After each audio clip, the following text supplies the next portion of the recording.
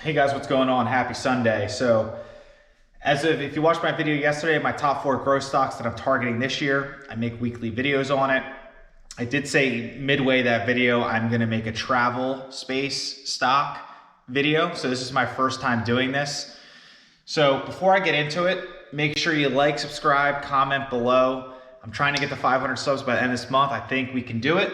So if you just hit that button, it literally takes 1 second. It's much appreciated. So let me get into this one. So travel space. So 2021 is going to be a very interesting year.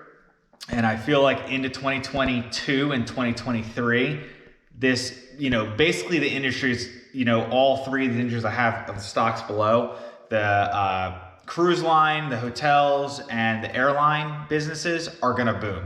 That's my honest opinion. We know that they've made it through the roughest part, so really at this point, it's a lot less risky of a play. So you can kind of invest with confidence in any space right now. Whereas, last year, almost a year ago at this time, people didn't know what was going to happen. They didn't know if the feds were going to bail them out. They didn't know anything. Nobody was traveling. People thought the world was coming to an end, basically. So what I did was, let me get into this because I'll follow the guideline here. What am I doing? Right now, I'm kind of just sitting, watching. So I haven't bought any of these stocks in over almost a year, right? So when everything was crashing and falling apart, the world was on fire, basically, that's when I started loading the boat on these 3 stocks below. Why did I do that? Because I thought, I'll go through the video and explain why. But basically what I'm doing right now is I'm not adding to my positions right now just because I feel like everything's a little bullish right now. That's let me rephrase that. It's not bullish, but I'm happy with my current positions and I don't want to drive up my cost base a significant amount. So Carnival Cruise Line, CCL, is a stock I've owned for over a year at this point. I'm not gonna lie, I got a little lucky when buying this one. So my cost base right now is $8.22. If you look at a 5-year chart of this company, I literally bought it within like 20 cents of the lowest point it was. Now, why do I say that was sheer luck and why I did it? Well, I thought and I knew that if you ever been on a cruise or ever, seen the amount of revenue and profit they make when they're full throttle, it's insane. So I thought in my head, I'm like, there's no way this cruise line is going to go out of business. The world's not going to come back and return to normalcy in some time. So I said, you know what? I'm going to buy it. I'm taking the risk. I don't think they're going to go bankrupt. They'll get some kind of loan, which they did. I'm going to give it a shot. And if it goes down anymore, I'm going to continue to buy. Well, I bought it at $8.22.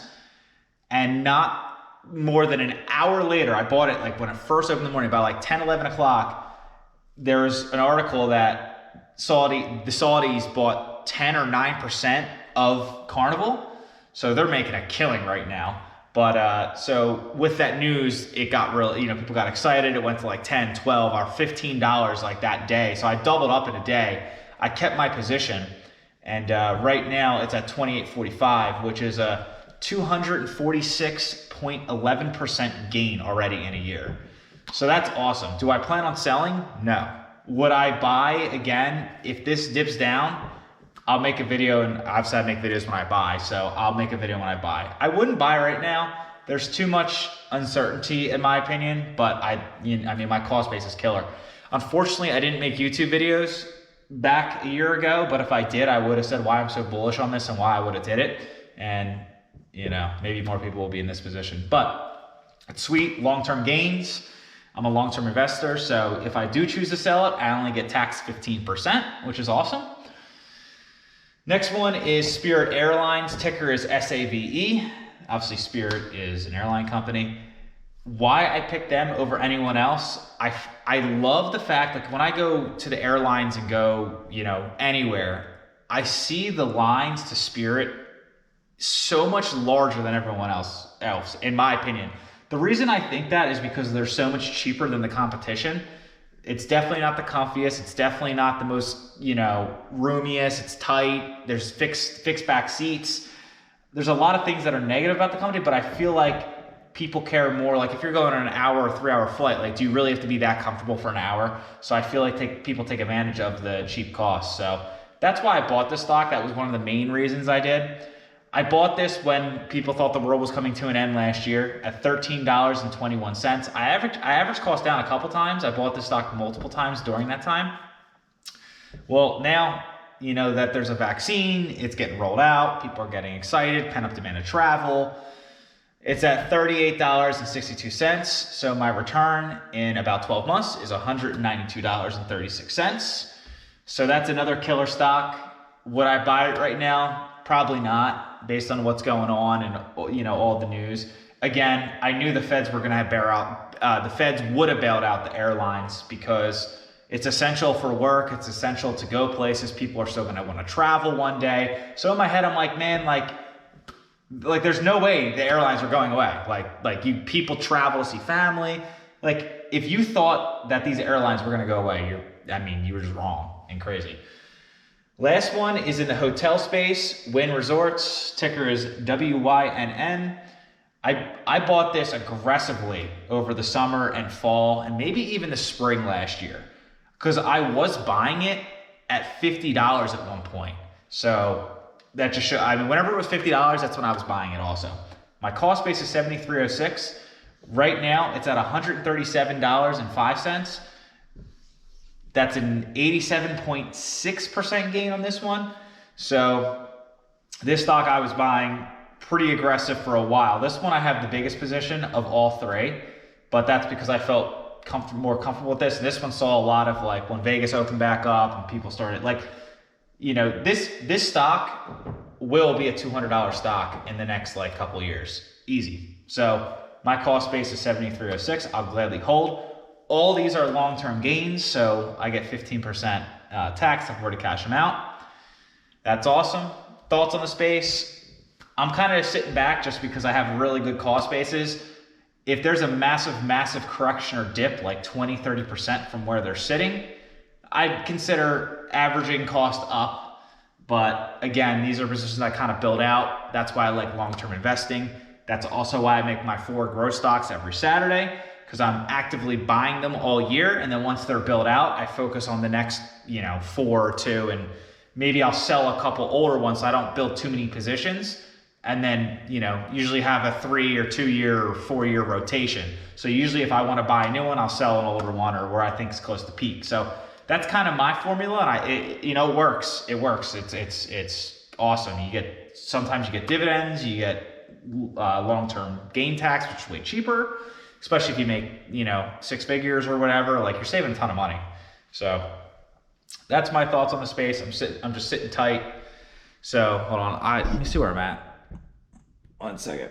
Okay, so I'm at 8 minutes. All right, so basically, I didn't do enough research to show the market caps and where I'd buy and not buy right now. But long story short, I'm not really actively buying any of these. I'm really focused on my other 4 stocks and some of the MJ space stocks. I have 3 MJ stocks, and I don't look to add any more MJ stocks. I know some people were asking about other MJ companies. I just don't want to I have 15 stocks and I don't want to have more than 3 MJ stocks. It's too much. So I bought the 3 that I believe in. I bought one market cap is one of the biggest in the industry. I bought a medium-sized one and I bought a really small one. So I'm in all 3 market cap spaces. So obviously risk reward, smaller market cap is higher risk, higher reward. But I'm happy with the 3 I picked.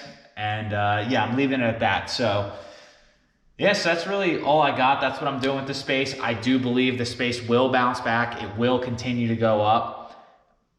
I'm glad I bought all 3 industries. That's what I like doing when I see a hole in the market. I like diversifying. I don't own multiple hotels, multiple airlines, multiple cruise lines. I pick one, and then I pick, there's 4 or 5 big airlines. I picked my favorite one of the 5. There's 3 big cruise lines. I picked my favorite one of the 3.